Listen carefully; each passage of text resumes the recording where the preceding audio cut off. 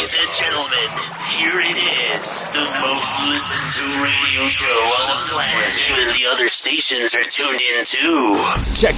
What up, world? It's the man with the plan, Burt McGurk, aka PR, the King of Hearts, and you are now tuned into Clocking Out, the podcast you listen to when you need to get motivated and inspired to doing bigger and better things. What is going on, everyone? Thank you for tuning in to another episode of Clocking Out. I'm the man with the plan, Burt McGurk, aka PR, the King of Hearts, and today we are here with a new guest speaker, MP. How you doing, my man? I'm doing good. Thanks for having me. No, thank you for coming on, man. I really appreciate you taking the time to come on and share a little bit about yourself and what you're working on and what you have going on, man. Thank you. So for those meeting you for the first time, man, who is MP and what's the story behind extreme powder coating? So who am I? I would always say I'm a father first, because I'm always like family first. Everything I'm doing, everything I'm trying to do. So father, husband, and then just hard ass worker. Other than that, the story behind extreme powder coating. So it's funny. My dad started the business in '87. He had me and my older brother come there, work there in the summers when we were growing up for, that chore money and extra money, middle school, high school days. Basically to show us what hard work is. Because we were Catholic school growing up, we were going to college, to put us on like a path and like, here's what I'm doing every day. I'm busting my ass. I don't want you guys to have to do this. Do like to make something I don't want to say better with ourselves, but to go kind of on a different path.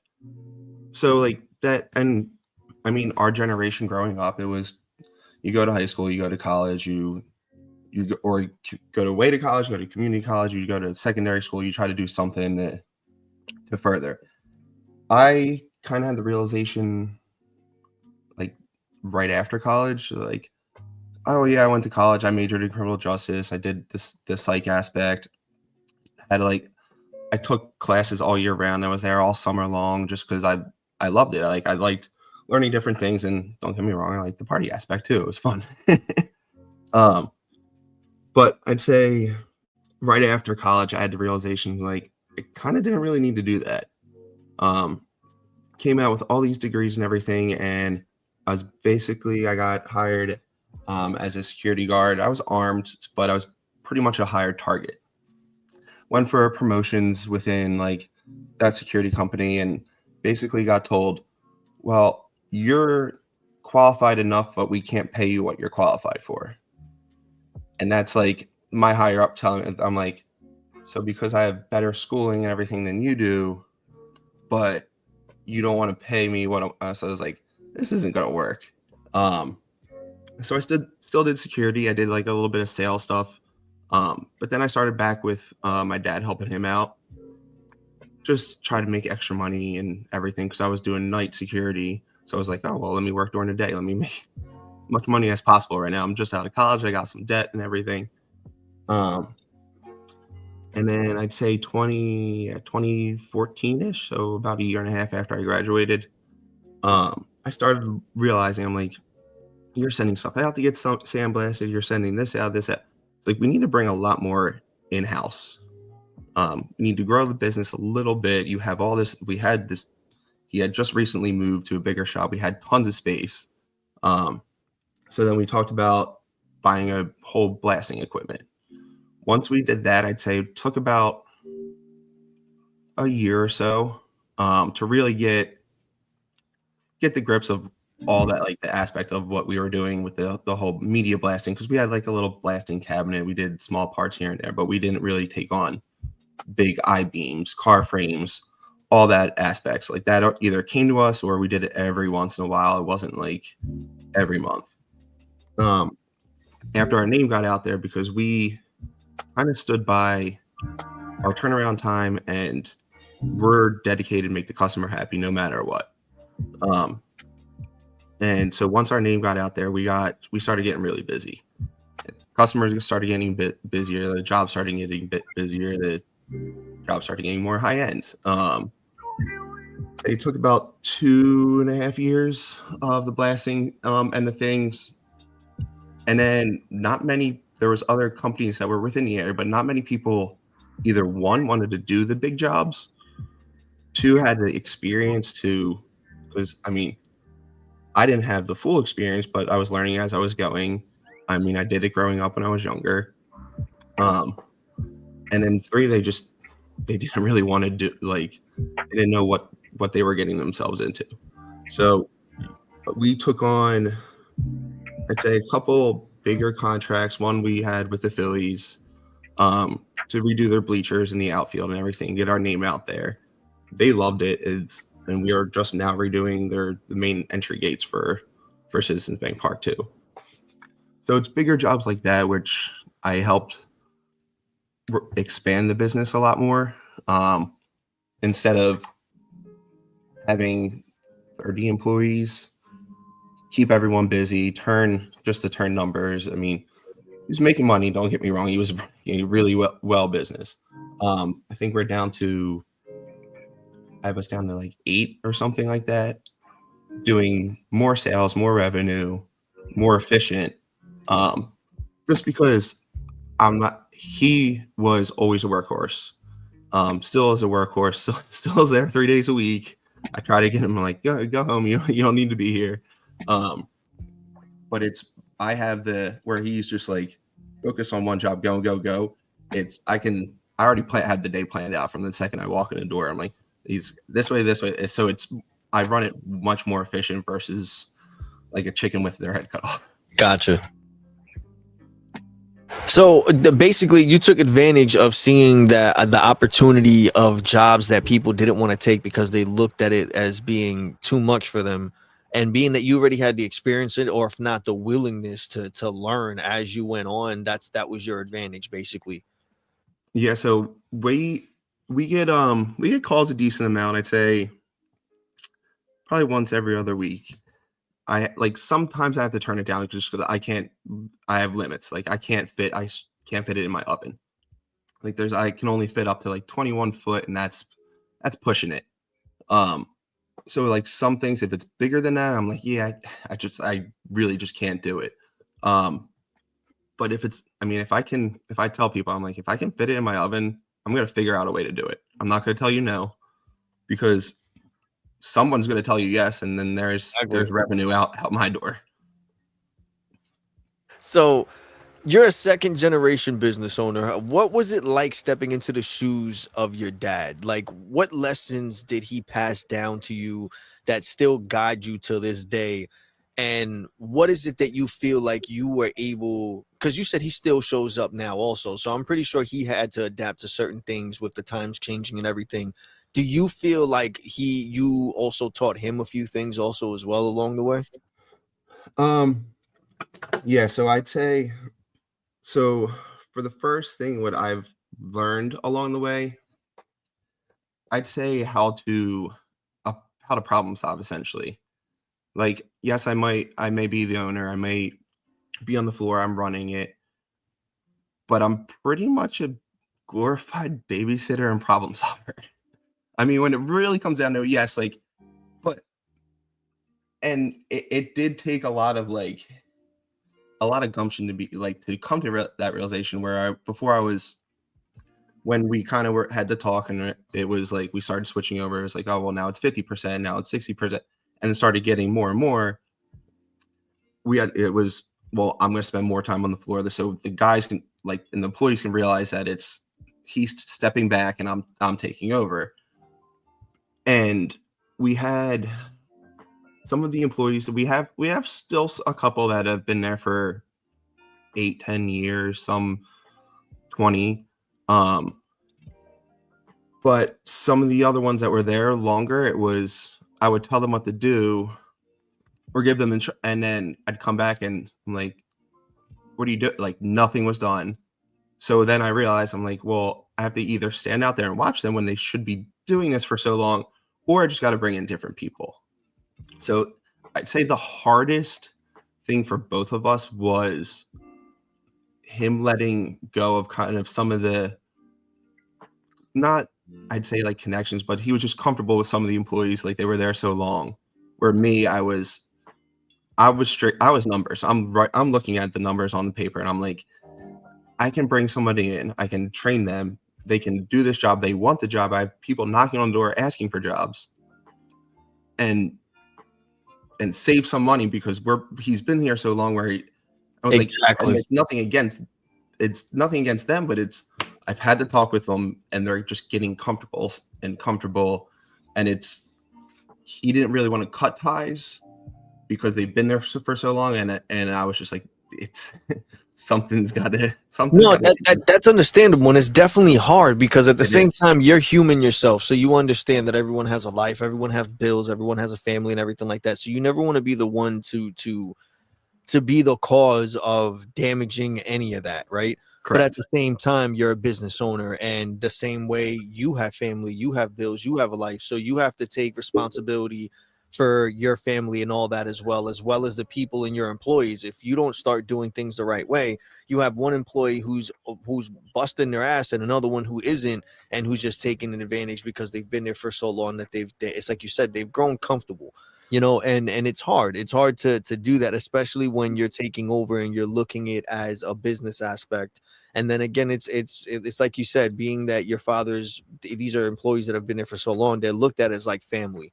So it's hard to take those decisions and tell them like, listen, we have to figure something out, or you're either going to have to pull your weight more, or we're going to have to find something else for you to do, or we might have to just call it, this might be it. So it's never an easy thing. And I guess like those are one of the things that comes with being in charge, with being the boss, with being running a company, knowing that you have employees under you. It's one of those things that you have, and it definitely can't be easy. Like you said, not only is he your father, but at the same time, it's like he's still your business partner in some type of way, because you have to take into consideration what he says, and he has to take into consideration what you say, because at the end of the day, both of you have your reasons.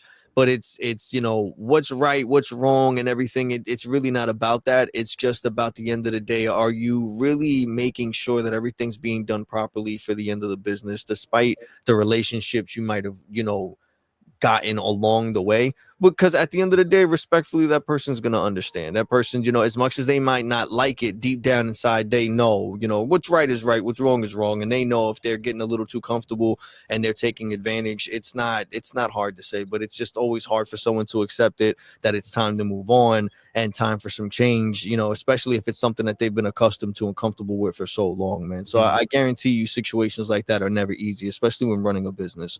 No. And I like to say we're old school. There is no HR. Like it's us. I'm the one answering the phones. I'm the one sending it. So and I tell, like, I'm very honest with everyone. I'm like, listen, if it's not going to work, it's not going to work. I'm going to tell you. And everyone that's new, I'm like, you have a week. If it's going to work, it's going to work. If it's not, I'll know. This job, it's not for everybody. It is physical. It's not. Don't want to say that it doesn't use brain power, because it does. Like, you need to think how to hang it, but it's a lot of it's just you're constantly moving. It's cleaning you're cleaning parts, you're hanging parts, you're prepping them to go in the oven.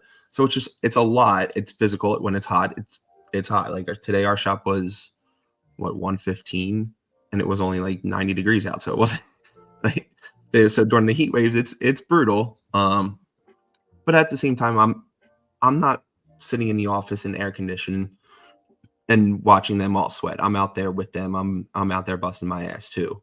I'm not, and that was kind of why I wanted to get back into my dad's business and kind of take it over, is because I can't sit behind a desk. I'm bored. Like, I answer like 2 emails and I'm like, all right, I'm going back out in the shop. I'm not doing this. So then a lot of it gets forwarded, and that's what I keep my dad busy with is just answering the emails, answer the quote, because I'd rather do the physical stuff, because to me, the hardest part about running a business is the customers and the employees. It's because, like you said, it is sometimes you consider them like family, and it's a gut check. But I mean, my dad will be the first one to tell you when I first started we tried to figure out how like the transition and everything was going to work. He had his doubts at first. But me having my first kid, definitely, he's like, I saw a complete 180 in you. I was like, well, before I was like, yeah, me and my wife, we just got married. It was kind of like the honeymoon stage. We were going out to the breweries. I was coming in, and after the first, it changed. Like there's a different motivation. Like before, it's just, oh, let me just make some money. Let me keep up with my friends. Let me keep do this. It's I got to feed my kids. I got to feed my family. Like it's a complete different motivation. 100%. And you can also see it in some of the people that you bring on too. Like you can see who's really is motivated and who's just there to turn a paycheck. I agree with you. That's something, and I believe it's not a lot of people try to get that thing or that drive or that hunger through reading books and watching videos. And don't get me wrong, yes, you can get very motivated through a lot of like Gary's content or any of these other content creators content and videos and books, but at the end of the day, there's nothing that's going to put a fire under your ass than real life experience and knowing that you have people that depend on you, that if you don't do something, they don't eat, the bills don't get paid, like don't stay on, they don't have a place to sleep, they don't, like when you have that in you and you know that there's no backup, no plan B, and your back's against the wall and it's like, all right, it's either me or nothing. You don't play around with it. And that's something that no matter what, I feel like no matter how you explain that to someone and you tell them like, listen, I'm a parent, I have kids and for a person that really hasn't had that experience yet to be a parent, a father, a mother, just a guardian of someone in general, and know that they're responsible, that if they don't do something, it doesn't happen. They're never really gonna feel it. I think that's just like it's like an instinct, a gut feeling thing that's like, listen, you gotta go. There's no I'm tired or I can't do it or tomorrow. There's no we're gonna do it. We gotta go now. We gotta figure it out. Let's make it happen. That's it. End of story. You know what I mean? And I totally agree with you. And then when it comes to having a business, I believe that that's something that either people can adapt to and learn how to get, because a lot of people step into businesses and they have the means of starting a business, but they don't have the actual experience for it. So it's like they know all the right people, they can open up shop, but then it's like you said, they're not ready or prepared sometimes to make those decisions where it comes to, okay, are you going to deal with your heart or your head? Is this a business thing, or is this you're just being Mr. Friendly because you run a business and you want to do favors? You know, like it's a bunch of things that come into play. And then when it really comes down to it, that you have to understand that there are going to be days that you're not always going to be the liked boss, that no one's really going to like you every day, that, you know, there's going to be coworkers or other people that some days you're going to bump heads and they're not going to understand that you had to make a specific decision because, again, it's a bigger thing. It's not just you, you know, and some people either don't understand it because they haven't been in that position, or they just feel like they get it. And it's not until they get to that point that they're like, damn, okay, now I understand this isn't as easy as it sounds or as it looks. And it's like you're saying also with the job that you're offering people. Yes, it may seem like it's not that complicated and you're just doing this, or you're just doing, but at the end of the day, it's a repetitiveness that if you do it the right way, it does become an easy job. It does become something that you can, you know, make a living out of. But you can see the people that they'll get annoyed or it bothers them to do something either repetitively or they're told to do it specifically, and they're like, it's not that big of a deal. It's not. Yes, there is. There's a specific reason. There's a method to the madness, and if you can't get it, then it's not going to work. Because at the end of the day, you know, I've been doing it. You know, you're trying to tell people you've been doing something for so long, and you're not trying to just tell them it's right or wrong, but you're trying to teach them so that they can, you know, do something also. Because this is something at the end of the day, you're teaching them a skill. They can take that anywhere else. That's something they could take with them anywhere else. As soon as you show them what they have to do, there's nothing stopping them from going and doing that themselves anywhere else, you know? Correct. You're giving them the opportunity of taking those years of hands-on, firsthand experience, and you're giving it to them and showing them all those tips that they could have paid out of school or anything else, and you're paying them to basically learn and do it. So it's like, you know, to have an opportunity to do something like that, I think is a really big thing, especially in a world now where a lot of things are automated, computed, and all this other crap. It's hard to find people that are willing to teach someone literally physical, hand-on, face-to-face. Like, you know, you're taking the time to be like, listen, I have the tools, I got the space, I got everything. Just give me the time and I can teach you something that can make you some money or change your life, you know? And let's like, I actually had to, while you were talking right there, I had to Google it real quick.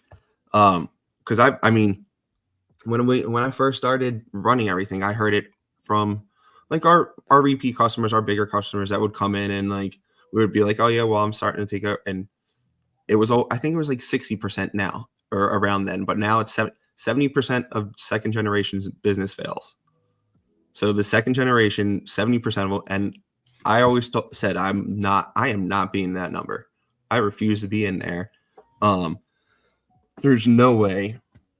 And that's why I'm out. That's why I'm out there. Because that's the first thing that I see with some of our customers, that their second generation did take over for a little bit, and then they ended up having to bring in somebody else to run. They sat in the office. They sat in the office on the computer. They sat in the office on the phone. They never really were out in the. They didn't start from the bottom of the company and work their way up. Exactly. And I realized that a little bit as well. Like when we would come in, we were like 10, 11, and my dad would have us work. He had us doing the crap work, the stuff that nobody wanted to do. And now I know why. Yeah. He wanted us to learn the crap. Yeah. And it didn't really dawn on me until I had the realization. I'm like, wow. So now, like, when I'm out there with the guys, like you said, I'm hands-on. I'll teach them how to do it. But I also, I don't give them, I'm not going to do step-by-step. Like the first time I do, like when it's a new hire, it's step-by-step. This is how you do this. If they're working with someone else, I tell them, like, hey, show them how to do that. But sometimes, like, I'll go up, if it's something new that they have, I'm like, hey, hang this part. And then I just walk away. Because that's how I learned best, was by fucking shit up. Yeah, no, I hear you. So you're the same way you learned, you're giving it to someone else. And I'm telling you, that's the best way to do it. It's the firsthand experience and knowing that you're going to have to learn from your mistake. But there's people that they're either too scared to do it because they've never been in that position where it's like they have to actually try. And to actually try, you have to accept the fact that you're going to mess up. It's going to happen regardless of what.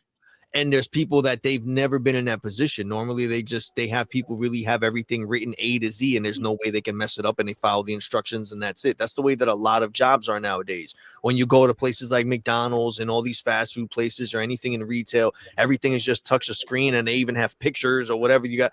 It's rare to have actual physical manual labor jobs such as this, where you're actually really using your hands, your eyes, and you gotta like it bothers people. They'll look at it like, oh, there's a computer that could do this and do it. Yes, but you're doing something that's more specific. You have to be doing it yourself. It's hands-on. And when you come across someone who's thinking of it like that, like there has to be another way, or why do I have to do it? You already know you got the wrong person. They're looking at it the wrong way. Instead of looking at it like, okay, what can I do to make this process easier for myself to still get the job done and do what I have to do? They're already trying to find an excuse to get out of it and not work. Like, you're missing the point, bro. You got a job to work, you know? So I totally understand. And I believe in that too. I believe that the best way to learn is the hard way. It's not always the easiest thing to accept. Everyone's always trying to find that easy way out. And it's not until all the multiple times of trying like the little get rich quick or like all the little shortcuts that you realize it's not going to work. And it just forces you to do it the regular way that you notice, you know what, I should have just did this from the beginning. Because if I would have did it, I would have noticed that I did this wrong 4 or 5 times and I could have did it this way. And like, that's the best way to do it. Just try to do it the right way the first time. You mess up, learn from it, keep going. But once you see, I feel like if you show people the opportunity that there is in it, and they see your story and they hear your story and they know, it's like you said, you started doing the stuff that no one wants to do. That's why you look at the jobs that no one wants to do. But you see that at the end of the day, it's a job, it's work, it's an opportunity, and you're doing it. And it's like you said with everything else, I'm not going to wait for someone else to try to fit it in their oven. Like, if I could do it, I'm going to do it. If not, you're going to someone else. So you see that your thing isn't about making an excuse. Your thing is about making sure you're taking the opportunity regardless of what, you know, and that's what I love about it. Yeah, because I feel like today, I don't know, when we were younger and like we were home and our parents had stuff done at the house, it was one thing to get done. They had 8 companies show up to get quotes from everybody. I feel like now it's, you call the first or second person, and that no one's calling around and quoting anything out that much anymore. They're going to the first person that answers them. They're like, oh, that it is what it is. And yes, I'm not taking advantage of the people. I'm not trying to hit home runs, but I'm not being cheap. Exactly. And I know how we price things. I know we're extremely competitive with everybody else. Sometimes we are cheaper than other shops in a lot of things. But to me, the price that I price it at is, I think it's expensive because I know the amount of work that it actually takes to do some of this stuff. And I feel like some shops, it's there's a very straight, like, big range for when it gets down to like more of the custom stuff. The bigger stuff, the more industrial stuff, where you're doing thousands and hundreds of pieces, it's pretty much even across the board, railing, stuff like that. But when you're getting down to like car rims, frames, motorcycle frames, bike frames, and stuff like that, like, if you even some of the shops have prices online, it's like there's a crazy range in pricing. And for me, it's powder coating is fairly new. Not many people kind of know what it is, where it's just ground up resin, color, and a bunch of other stuff that is for the manufacturers and above my pay grade. It's all the chemistry and stuff involved. But it's shot out of a gun like baby powder. It doesn't look like it's good as you could wipe it off with your finger. When it goes in the oven, it bonds with the metal itself. So like you could hit it with a hammer, as long as it's cured, it's not going to chip off. Like that stuff behind me and everything, it's all powder coat. Everyone's just used to when they're painting something, it's wet paint, like I just got to get it painted and spray. And that's the world of paint that they think. It's like the automotive, like I got to take it to an auto shop, get it painted, it's wet paint, so and I'm trying to get, to me, more of the word about like, hey, powder coating is the way to go. Like it's the way. Government is speccing everything out for powder now. No more wet paint, where there used to be wet paint for everything. So they realize that it's it's eco-friendly. You're not using and the fumes don't stink. You're not spraying any you're using basically electric and an oven. So it's so simple. So is that one of the reasons why you were able to double the business income and turn it into a million plus sales company? Like, what do you think was the biggest turning point that made that possible? I'd say it's funny. We don't advertise really. Our advertise is word of mouth. So I'd say our turnaround time is what really set it apart. Where before, like most companies, it's a month, 2 months, 2 weeks. We're 3 to 4 days. Wow. Some things I'm getting it in and I'm getting it done the same day. And yeah, I don't want my customer there as I'm closing doors, so I'm just telling them, hey, next day, pick it up the next day. So we become so efficient where there's powder coating companies that have massive conveyor lines to automotive. You just literally hook it, they press a button, the sprayers spray automatically and everything. But you have to do hundreds of thousands of pieces to really kind of turn a profit, because there's a lot of waste in powder. Exactly. So it has to be like big bulk orders and things. Yeah, massive bulk orders, and you have to put in a massive conveyor system. And yes, there's money in it, but at the same time, you're turning pennies at that point. Exactly. So I think what really set us is like, people know we fix a lot of other powder coating shops jobs, so they know like, oh yeah, well, if like they'll price it out and they might take it to someone else because they might be a little bit cheaper, but if it gets screwed up, they're gonna break. So I think our reputation really kind of set it apart, and that we became like the kind of one stop, where before, for like steel, for it to get powder coated, for it to last, it had to get sandblasted or media blasted, whatever type of media you're going to use to blast it. Like you had to get that scaling off. There's no way it's going to bond with the metal with steel that's not blasted. So before it was, well, you have to find a sandblaster, you have to send it to them, you have to wait for their turnaround time, then you have to bring it to us. We'll turn it around as fast as we can, but we're at the mercy of the sandblaster. Exactly. Us getting like a massive sandblasting unit, pretty much doing everything. You do it all at one-stop shop, basically. Yeah. Sometimes they don't even, the customer that they spec the jobs, they don't even see it. It comes right from the steel shop right to us, and they don't even see it until it gets delivered to like their job site. Nice.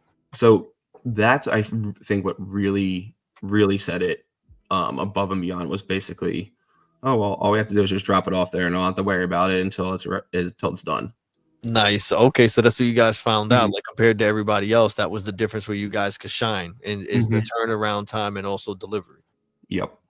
Okay, that it's things like that that I'm always curious about, because you always hear that people, and that's the weird thing, is that online, and that's why I like having conversations with people with yourself who actually have successful businesses from firsthand experiences, because online you go and you search how to do this, or you can ask chat gpt even right now, and it'll tell you focus on ads and do sales and do this. You're saying you were able to do all this and you didn't even do ads. You get what I'm No. saying? So it's things like that that like really blow my mind. And you were focusing literally just on the customer. You put yourself in the shoes of the customer. What's the number one thing you would complain about as a customer getting any work done? And it's the turnaround time. And it's like you said, you have to send it here, send it there, this and that. And you found a way to basically just cut that time in half and still deliver without lowering the quality or anything. You just basically just sped up the whole process, which just makes people want to go to you faster, because who wouldn't want to get their work done quicker? And I kind of like I don't want to like sound pretentious, but like I know my customers. I know they're all blue collar workers. They're sending me the quotes. I know they're working in like they're not sitting at home, behind a computer watching TV and like, why am I going to waste my time on putting a TV ad out? Why am I going to do a radio ad? Why am I going to it? To me, it was as long as we're doing a good job, they're going to talk. They all talk. And like, yeah, I'll post stuff like I'll go on the powder coating forums because I know like the automotive industry loves it. Like there's a motorcycle groups that love it, and they'll have in the forums they'll ask questions and stuff, and like no one really knows the answer. So I'll go in every once in a while, like once a month. I'll go through the forums. I'll answer the questions for them. I'll just give them like little generic answers. Have any more questions? Give us a call. And then that just brings in like the smaller customers, but most of those guys work for either half of our customers, or they bring in a new customer. They're like, hey, use these guys. They're really good at what they do. So I just realized it's advertising and spending the money on marketing and everything like that. There wasn't a need for us to do that. It was more our need was to invest in the actual business itself, expand our footprint, make it so we're not working on top of each other. We're not taking stuff outside so we can have room to work. So we even expanded over the last year. We expanded a lot even further, just so we have more room, more storage, because we were running out of space now. So you basically, from everything that you've been telling me, you're focused on generational wealth, right? So like that's the goal, or is that the goal? And if so, like how do you define it with yourself and your family? So yeah, I was actually hoping you asked that question. So to me, the generational wealth, it's relative. Um, to you, it could mean something completely different. To me, it's just making sure that my kids are set up to have success in the future. Yes, I'm putting as much money as I can away for them for savings accounts for their future. I started saving for the little girl's wedding already, even though she just turned 1, because I know that's going to be expensive. Yes. But to me, it's more giving them the life experiences so they can succeed. And that's kind of what my parents gave me and my brother growing up. We went to Catholic school. In our high school, our third semester, quote unquote, was a trip. Freshman year, we went to Boston. It was like, hey, you're staying with it, like you're staying close, you're not traveling far. Sophomore year, I said, see, I went to Egypt. I didn't realize how dangerous it was at the time and that we were under armed security the whole time being escorted, but like it got crazy. Junior year, I went backpacking through Europe for 10 days. Nice. It was me and 15 other kids. We went with 3 of the teachers. We planned the trip. So we all packed in a backpack, landed, and train rides through Switzerland. Like it was crazy. But my parents were fortunate enough to be able to give us those experiences. So I realized that I want my kids, like, I don't know if they're ever going to want to travel the world or do anything, but I want to try to give them see the world, do as much as they possibly do, because you never know what you're going to love doing in life. Like, Exactly. I did a crap ton of things, and I love what I'm doing. My days, like today, it flew by at work. I mean, I get there at 4:30 in the morning. I blinked and it was like 2:30. I was like, holy crap, the day's over. All right, well, time to lock up. Like, I didn't realize it was that fast, because I love what I do. And I want them to be able to have that same thing, and like be able to have the drive to, I need to make money. I need to provide, but I also want to be able to enjoy what I'm doing. Exactly. And I realized that I like working with my hands. My middle child, he's a spitfire. We always say that for me there was no box, and for him there's definitely no box. He marches by the beat of his own drum. My first is completely different.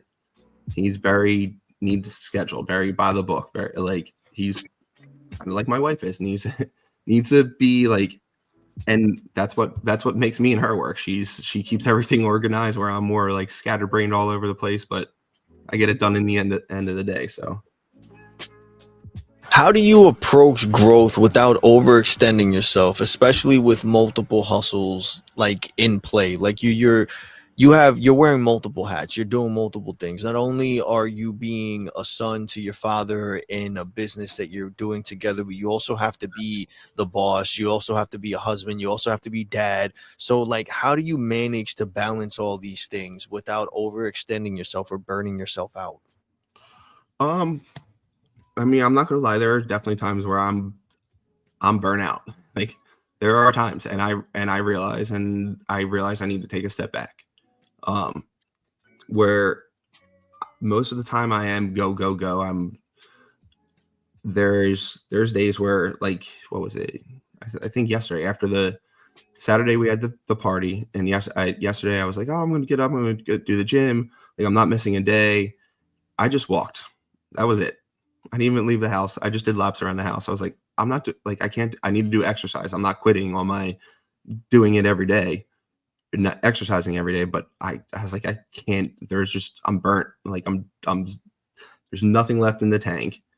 And it doesn't happen often, and then I realized I just need to take a step back. And what usually grounds me is family.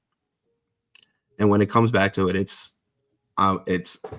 I'll end up texting my wife. I'm like, oh, well, I'll be on like a rant, and I'll just be like 8 messages in a row. I'm like, well, we're doing this with the kids this weekend. This is what we're gonna do. This is, and I end up planning that. And she goes, okay, so somebody's a little stressed out, and someone just needs some time. I'm like, and it's funny where I don't want to say most parents, but yes, like, kids are stressful. Going home from work, having the stress and everything, and then doing the daily grind of just being a parent, like, but I love it. Like, I look forward to it. I use my ride home to like self-reflect and kind of go over the day, get me ready for the circus that I'm coming home to. And like most days, like, I'll walk through the door, and it's just, as soon as I get through the door, it's da-da, and it's the 2 older ones screaming, and then the baby's crawling, and I'm like, yep, all's right. Like, that's all I needed. Yeah, man, that's awesome, man. I can just imagine. That's a man's dream come true, man. You got everything. You got the house, you got the kids, you got the wife, you got the job, the business and everything. And it's just amazing. Like, and then especially being that it's all like family oriented. You get what I'm saying? Like, in a sense that it's all within the family. It's something that you guys made together. You're building it together, and you're leaving a legacy for your kids. You're leaving something for them. You're thinking forward. Like, everything that you're doing is for your family. You get what I'm saying? So it's like, it just goes to show that you're doing everything with the right mindset. You're doing everything with your heart. So it's like everything's falling into place. So it's only right that it's gotten to the point now where you get home and you realize, like, like, you're there. You're in your happy place, Mm-hmm. Yeah, So I I took my wife out to the winery like right around the corner for her birthday, and we were sitting there, and we it was funny. We both had the realization kind of at the same time, and we just looked at each other. We're like, "Holy crap! Like, can you believe this is where this is where we are at this age?" And then I'm not saying like we were making excuses for ourselves, but it was like it was kind of just like it was just fun to hit like the highlight reels. It was like, well, we did this, we did all this work in the first house, did all this work, like spent all these hours to sell it to make money for the second house, to do the same thing to do. And I was like, but now we're done. Exactly. But it was just like we didn't like luck into it. Is we put in the work, and it was just fun. It was just funny to sit there and realize, be like, wow, we actually like we put in some work over the last couple of years, like, and it flew by, but I mean, it was worth it. It paid off. You guys were able to actually enjoy the fruits of your labor. All the time, all the stress, all the hassle, and all the hard work. It paid off, and you guys were able to notice it all at once. And that's a great feeling, man. I'm proud of you, man. I'm really proud of you. I'm happy for you. And that's not something that many people. That's not a feeling many people are able to experience. A lot of Mhm. people spend a lot of time in their life chasing that. So to be able to have that and to share that moment with someone who means something to you is a big deal, man. So that's something I say don't take for granted, and appreciate that, and appreciate everything that you went through, because you earned it, man. It's like you said, it wasn't something that was given. You worked for it. You dealt with all the things that you had to, and not only like as a kid, also from everything that your dad put you through, saying that you guys are going to do the work no one wants to do. Like, all those things were to turn you to the person to prepare you for everything that you have now. So it's well worth it. It was well earned. So, what I'm saying, enjoy every minute of it, man. Thank you. I appreciate it, because I mean, it's not. I mean, it's not always fun, but it's hard at times. But and it takes work. Um, but it is nice every once in a while to be able to realize it and be like, oh wow, like we still have a long way to go, but to be where we are now, like we have a lot to be grateful for. That's dope, man. Like for Mhm. for anyone else that might be thinking about taking over like family businesses, like what's your biggest piece of advice for them when it comes to that?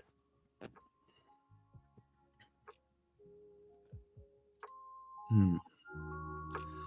I mean, I don't want to just say like do what I did and start from the bottom, because I mean it's not everybody learns hands on like that. Some people are more a visual learner, but I would say like the number one thing is to kind of not have that like pride of like, oh well, yeah, I'm just taking over. Like it's good. It's because it was in my family. It's coming to me. Like it's mine now. Like you need to let go of that pride, and you need to realize that like someone's been there longer than you. They may know how to do something. I mean, you might have a better idea, but you need to watch and learn before you like, because there's been times when I mean there was times where I did stuff wrong. I'm like, and I was told by like some of our old employees, they're like, oh no, well he messed this off first, and like you and like I'll prime example is I messed up a dirt bike. I sent it out to our sandblaster. I was like, oh, we'll just go and blast it. And the painter came to me. He's like, oh no, well your dad usually masks off the VIN number first. Like that's how he's always had us do it. I'm like, no, it's fine. Just blast. Well, VIN number disappeared when it went and got blasted. So I had to like I had to swallow my pride and be like, and I walked right out to it and I was like, you were right. I was like, I appreciate you trying to stop me. Like I was like, but you were right. And I'd say that's the number one thing that most people that are taking over have to like you're not just gonna take over just because you it's in your family name. Like you need to actually sit back, you need to earn it, you need to put in the work. Not just take over into the boss position. I mean, even though that is going to be your position, I'm still, like I said, I'm still out there every day. And like, there's days where we're not as busy, and and I'll be out there in the morning, get them started. I'm like, you know what, you guys got it from here. And you also need to have like be able to show that trust in your employees as well, that you trust them to, like, you don't have to sit there, babysit, and micromanage every little single thing that they're doing. So like with all of that on top of the business stuff, I know that you've been sharing a lot of stuff of your fitness and everything. Like you recently committed to fitness and health and everything. What sparked that decision, and how have you how's that impacted not only your business life but your family life? Because I'm pretty sure that that's either giving you more energy or have you be able to do more than you could have before. You know, because I it's me and I struggle with that myself, having my highs and lows with going to the gym or eating healthy or getting enough rest and everything like that. But I do feel a difference when I do go to the gym and I do treat my body right and everything like that. So for a person such as yourself that's all over the place and has so many different things to do and, you know, time to be here and there, is there anything that you've noticed in the decision that you've made with your health that has improved anything with your business and family? And what was it that really sparked you to really start focusing on that more? Um, my oldest son. So we were messing around in the living room one day wrestling, and he was like, "Oh, Daddy, you're fat," and I was like, "No, shut up! I'm not, no." I was like, "I'm just big, dude. What are you talking about?" And then I was like, "What that?" I was like, "You know what? Like, kids, like, yeah, they're silly. I was like, but they kind of tell you how it is."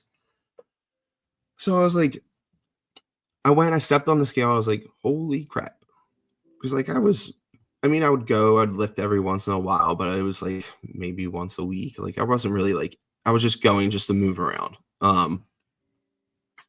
Really wasn't watching what I was eating. I was drinking a decent amount on the weekends and everything. And he kind of sparked it. I was like, if he's saying it, how long has my wife noticed it, not said anything? And everybody else around me noticed and not said anything. So I was like, all right, well, I'll slowly get it back into it. I'm not going to make like a big deal, like that I'm trying to lose a bunch of weight because I feel self-conscious, like that my son called me fat. um, but then once I started staying consistent with it, I started to love it. It was kind of, I used it as a stress reliever, even if I had good days, bad days, like no matter what, it was, I went, put in a random playlist. Sometimes it's Christian music, sometimes it's heavy metal, like sometimes it's country, like it's whatever I'm in the mood for that day. And it's kind of just, I can zone out even though there's a ton of people in the gym. Some days I'll have to put a hat on so I can't really like see them, and I can really, but I just turn my music on and I can just zone out, and it became like my Zen time. If you like, it's kind of weird, but it's kind of like my therapy to myself. No, I can relate to that, man. And it's now I've been struggling schedule wise of getting back in the gym, but I've been going like at least 3 times a week. And I try my best to go in there for an hour. Sometimes the gym is so packed that I like give up and I go out, but now it's starting to die down a little bit. Machines are more available now. So I'm just trying to change the schedule. But I feel that way also. When I get there, I notice that like I'll go on a treadmill and I tell myself, oh, I'm gonna stay on for like 10, 15 minutes. And I'll be on there for almost like a half hour, like at a good steady pace. But I'm so focused on like I start thinking about things and I'll start like without even really trying, I start organizing things better, or Yep. I start Yeah. planning things better, or I start and then when I'm off the treadmill or if I'm doing some weights or something like that, I notice that when I'm done, I feel a lot more I feel more calm because for some reason I feel like I structured everything better. Like even while I'm working out, for some reason I feel like things are organizing in my head or they're working out or like I'm having these deep thought conversations that by the time I'm done with that rep or that I'm done running or whatever it is and I'm on my way home, yeah, my body feels like a little strained and everything, but I feel like a lot of the negative energy is out. And I feel like I feel like my body can breathe. I feel more loose. I Yep. feel more like less heavy. And I think a big thing about that is just knowing that in my mind I've prepared myself either for the next day or for what I have to do, and I've talked myself through it, like I'm ready, I'm good to go, you know.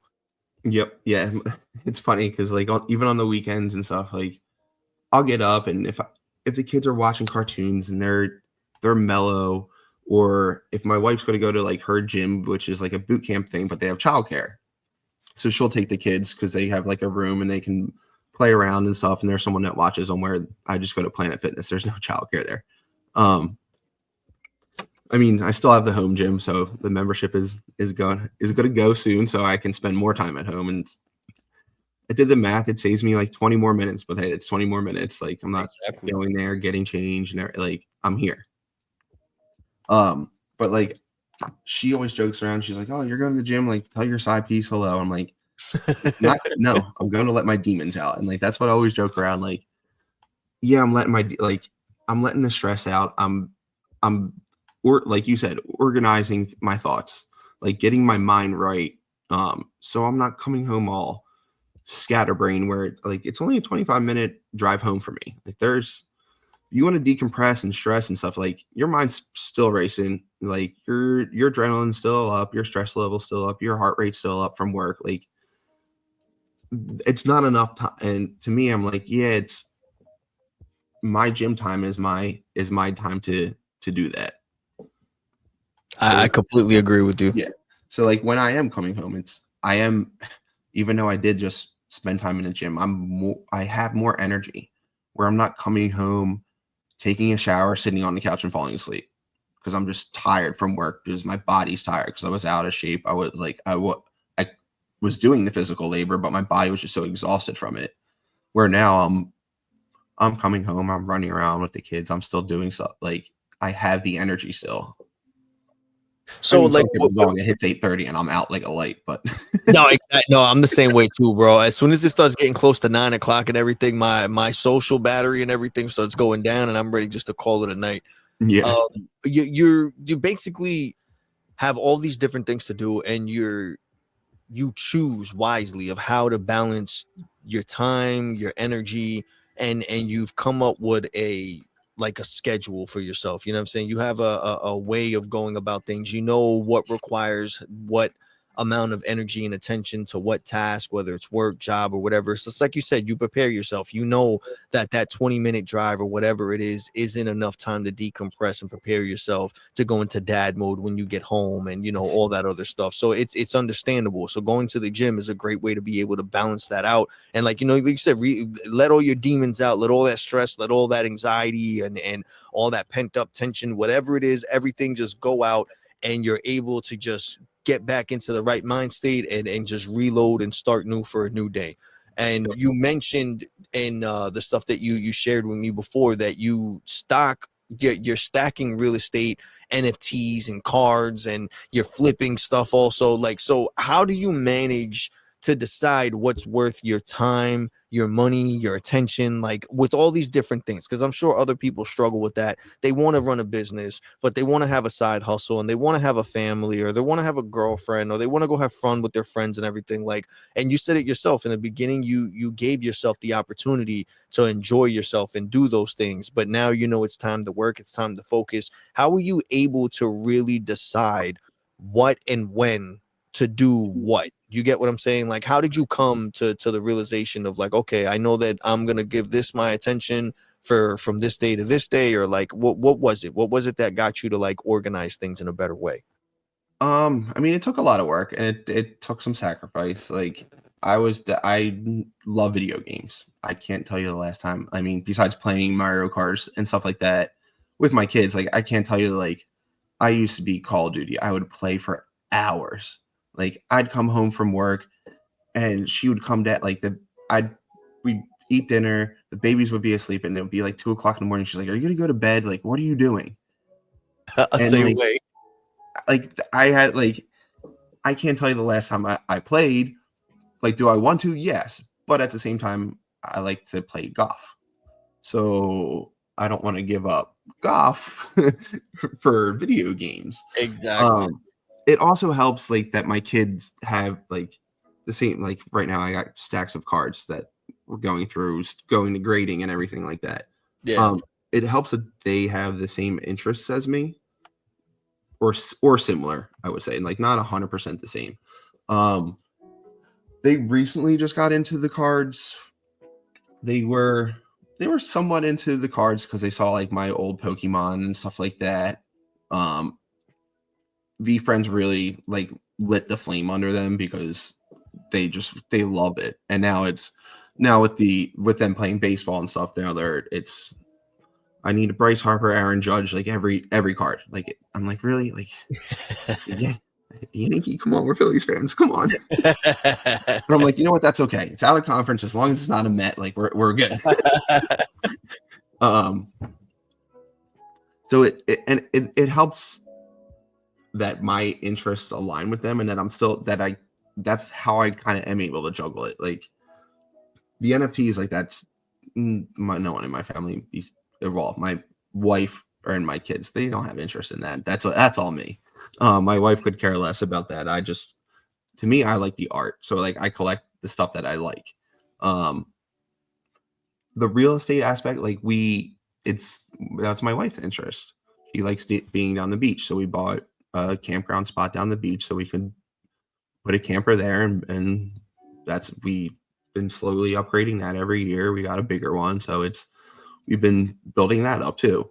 So it kind of, all the things that I kind of do, it helps that it aligns with my family. So there's not really much, like, I don't want to say self-sacrifice, but there's not really much that like we had to adapt to, because like every family, like when you get the husband and wife, there's a lot of adapting. Like there are sacrifices that need to be made. When there's the kids come, like there are sacrifices that need to be made. There's going to be a lot more that we're going to have to make.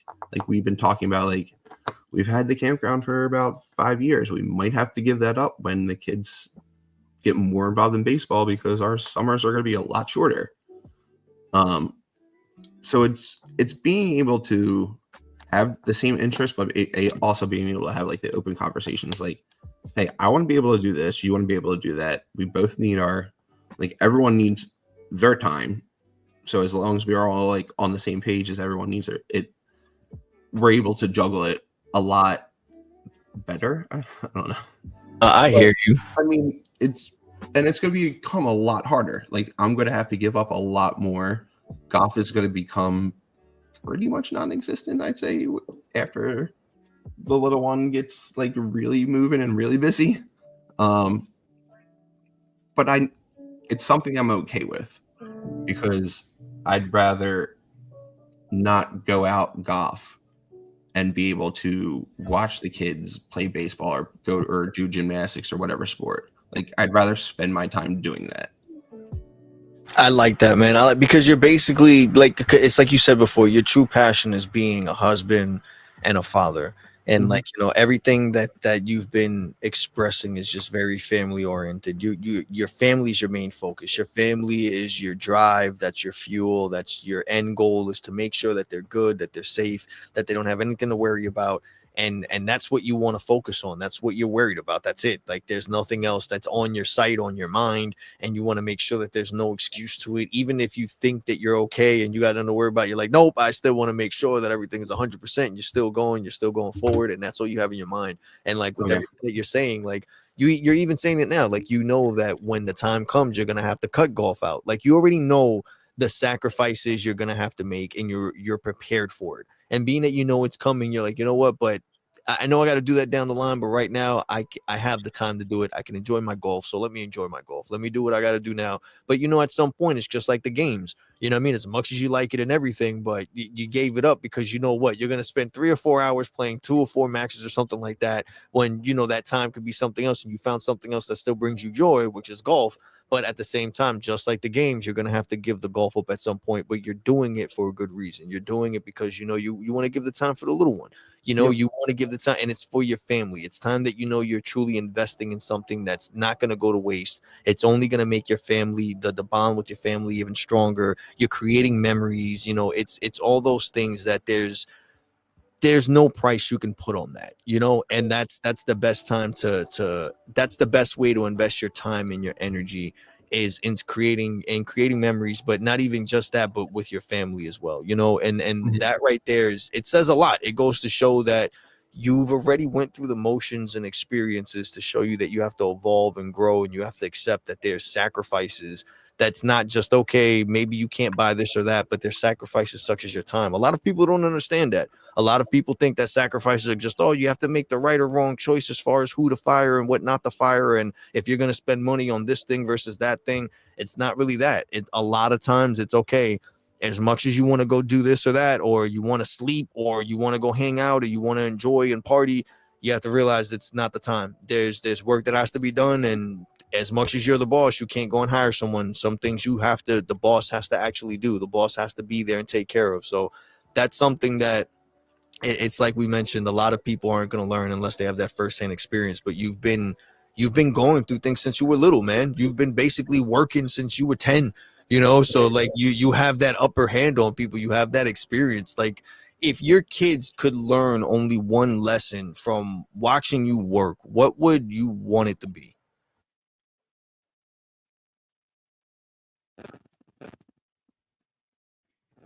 Always finish the job. Like, if you're gonna start something, you don't quit it. You finish it no matter what. Like, there's been business life, like there's been or I start stuff and I'm like, I may have gotten a little bit over my head on this one. But like, you can ask for help. There's ways to figure it out. You just don't give up. Like, sometimes it's going to get really rough, but you just keep at it. And as long as you like, and that's what I always like, I say with like fitness, with like always be moving. Like, just as long as you keep moving, as long as you keep at it, life is weird. It has a way of working itself out sometimes. I agree with you, man. I agree with you. And that's like the best advice you can give people. Sometimes I think that one problem with a lot of things going on in the world today is a lot of people give up very easily. Again, I feel like a lot of us, whether it's old generation or new, have been becoming very comfortable with all this new technology stuff that literally, it can either make us look like something that we're not, or it could do the job faster than what we can, and we can act as if we did it ourselves. And it's a lot of things that is teaching people, I feel like, just to become comfortable, period, instead of them learning from those experiences of messing up. I feel like people just have this thing of striving for perfection, but not the willingness to actually work for it and actually earn it, you know? And that's what I think is hard, especially raising kids, where yes, they live with us and everything, but at the end of the day, nothing is going to beat the tablet or the phone or the internet. You know what I mean? They always have it in their pocket, in their hand. So it's like, that's one thing that we have to go against. And there's always going to be someone else trying to teach our kids something in some way, whether it's through music or entertainment and movies and all that. So it's hard. It's hard to try to teach hard work. That's something that's really rare. And then a lot of the times nowadays, when you try to teach hard work, or you go about it in the way we were taught about it, it's looked at as like child abuse or something, or like, you know what I mean? And it's not that. It's, like, you tell anyone right now, yeah, I have my 10-year-old working and he's doing some powder coating. They'd be like, what? No call. You get what I'm saying? Meanwhile, You think I laid that floor? exactly. You see what I'm saying? But that's what I'm trying to say. But at the end of the day, for a fact that you're not doing it in a malicious way. You're doing it in a way that you want to teach, especially young Correct. boys. You want to Mhm. teach them that structure. You want to teach them that you can get your hands dirty, you can get a cut, you can bang your finger, it's not the end of the world. You can figure it out. You could break a stone, you could crack it in half, but there's a way to fix it and put it together and make sure that you get the job done. Like, it's better to teach kids to be comfortable doing those little mistakes, and it's not the end of the world at a very young age. You were taught at a young age to do the shitty job that no one wants to do, and you are always working now. You always have work because you've seen that. You see that gray area that no one looks at. Everyone looks at it like, oh, it's a job I don't want to do. You look at it like, oh, it's a job no one wants to do, but I have work. So it's a thing like that I honestly feel like you can explain that to someone, but no one is gonna know it as good as you do because you actually experienced it. Mhm. So it's stuff like that I think is missing with our kids and things like that. So I think it's a big deal that you said that, that just finish the job, get it done. There's always a way. I love that. And what I wanted to ask you next, if money and time weren't an issue, what's one dream project or goal you'd chase immediately?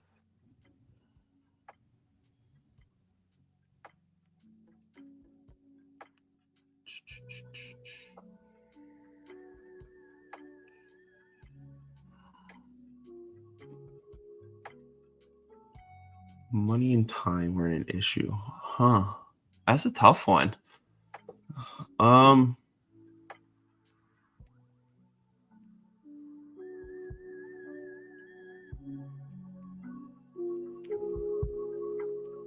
I mean, I would love to say like travel and do more, but like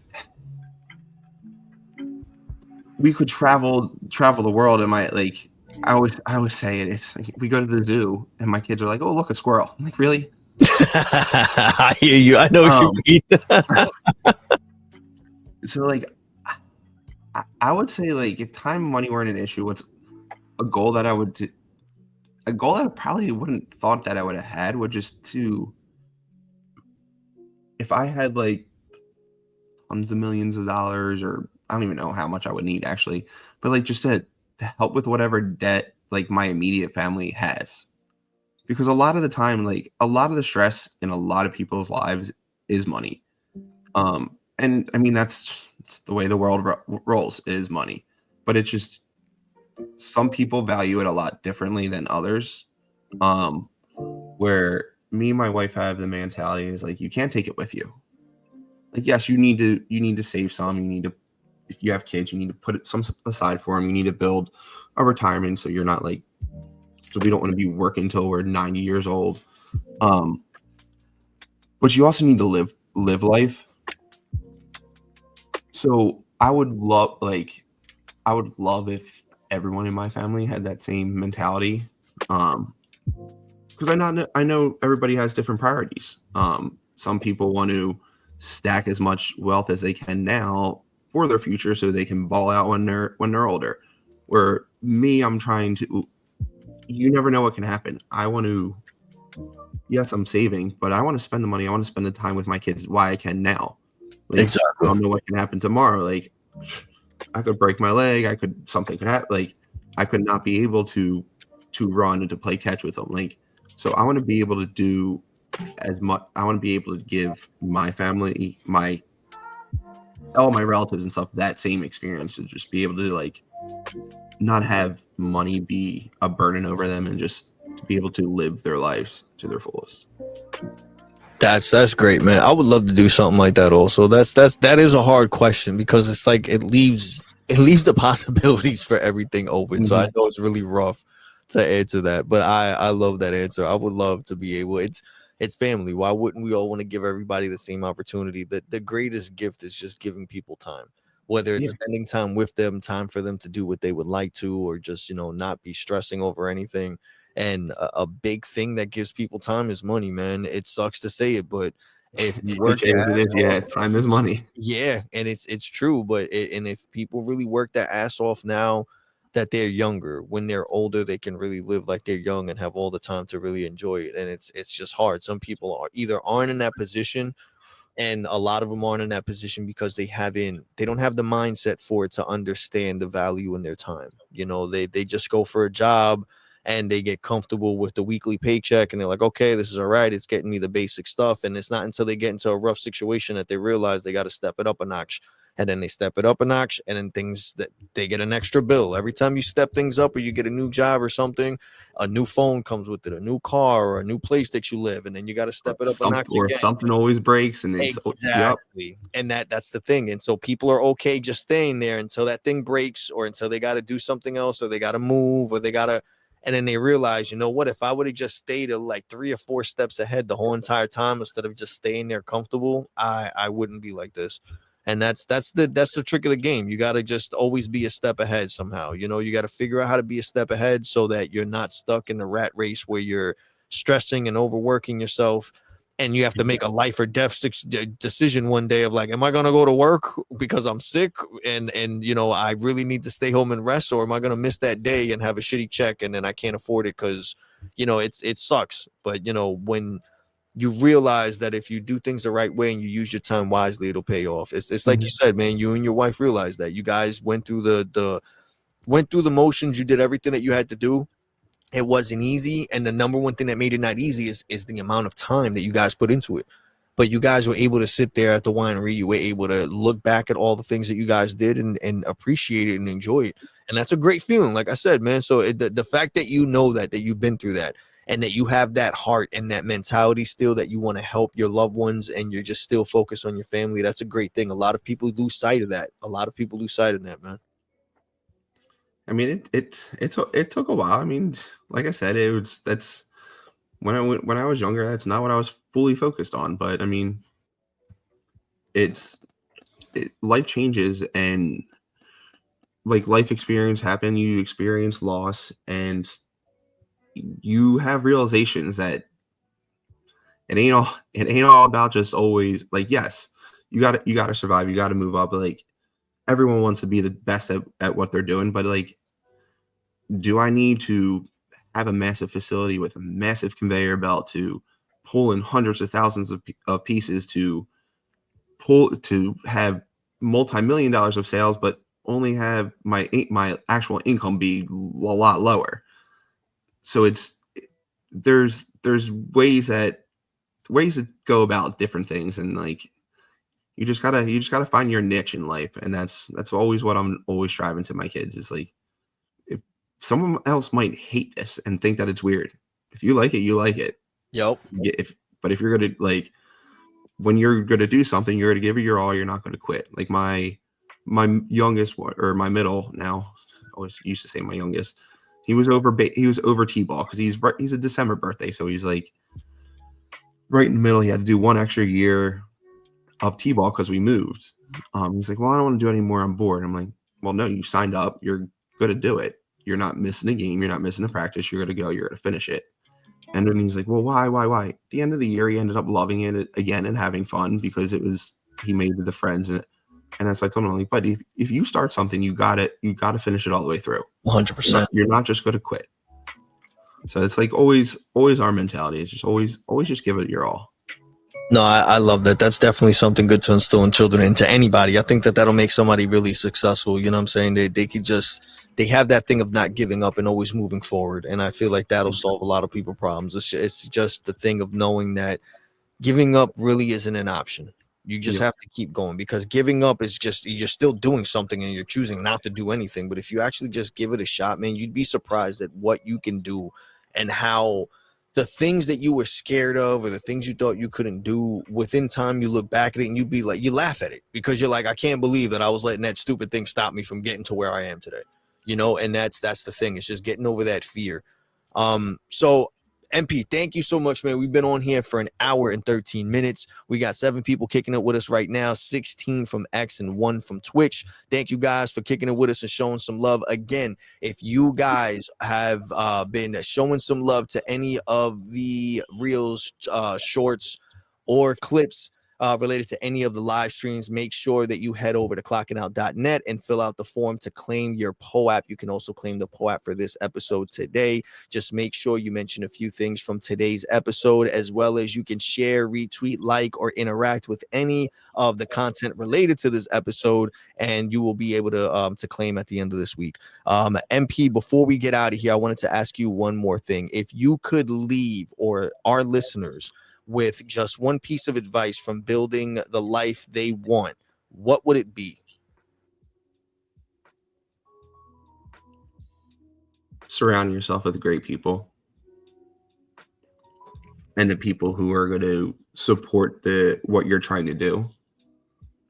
I mean, because I lost some college friends along the way, friends that I considered my best friends but we were just on a different path, and you got to be okay with it. And you have to be able to realize that you need to surround yourself with people who are supporting you, not just tagging you along or just there to be there, or if in some cases people could bring you down. Like, you need to find your group of people who are going to support you, push you up, and help you be the best person you can be. I agree with you. I think the people that you surround yourself can either make or break you, man. I believe in that. You know how they say, if like you have a whole bunch of barbers that are friends, you become a barber. If you have a banker, you're around bankers, you become a bank. I strongly believe in that, because I, for a long time, was wondering why I couldn't And it's not to blame the people I was around, but it was more blaming that I was surrounding myself with people who were making me accept the excuses I was coming up with just because I was able to stay at the same level or situation they were in, and they just wanted to be comfortable, but with other people. It's like they Mhm. say, misery loves company, and it's definitely true. Like, and it's not that people do it intentionally. Sometimes they don't do it intentionally, but you notice that when you change your surroundings of the people that you're with, it changes the way that you think about things. It changes the mood that you're in. It makes you look at opportunities differently. It just changes. It changes you definitely. When you're around someone who's always positive, who's saying like, yo, let's go get it, let's go make it happen, and they're actually every day like, let's go, and they're on like the positive thing, and they're leading with the best foot forward, you notice that your life starts changing a lot when you're with the person who's just every day talking about the same stuff they've been talking about for a year, and they're really not moving forward, and they're just worried about what's hip and now, and let's go out this weekend, and let's when you make that shift and you see the little difference, it's no different than going to the gym every day. You start Mhm. feeling different. You start seeing that those little small reps are starting to pay off, man. So I agree with you on that. I think that's a big thing. Before we get out of here, man, is there anything you want to let us know of, any projects that you have coming up on the way, MP, or anything that you're thinking about starting or that you're interested in that you think we should pay attention to? No, we are just the daily grind now. I am we are the move in February, the remodeling the entire house. Like we're done. You got a We're lot of taking stuff. I we're know. taking a That's break for quite some time. nice, man. It's We well had deserved. way too much going on. I love it, man. Well, I appreciate you for coming by, stopping by, showing some love, man. All the stuff that you shared with us, I know that it's not easy to share personal things, to come online, to take the time to just, speak, and, to just, you could be doing anything right now, man. You're a business owner, you're a dad, you could be spending time with your kids and everything. So I really appreciate you taking the time to come on here and kick it with me, man. And Yeah, for everyone who stopped by and showed some love or shared or liked or anything, thank you guys. I truly appreciate it. Make sure that you go and show some love to MP. I'll make sure to put all his social media and anything regarding his powder coating company in the description of wherever you are watching or listening to this. So make sure you go and check it out and show some love. MP, thank you, man. Have a great night. If there's anything I could do for you, please let me know. I would love, if there's any conversations you would love to have in the future, man, let me know. I'd love to chop it up with you again. yeah, of course. Look Thanks, man. forward Have to a it. great night. I love y'all. Stay safe. Have a great night. Peace.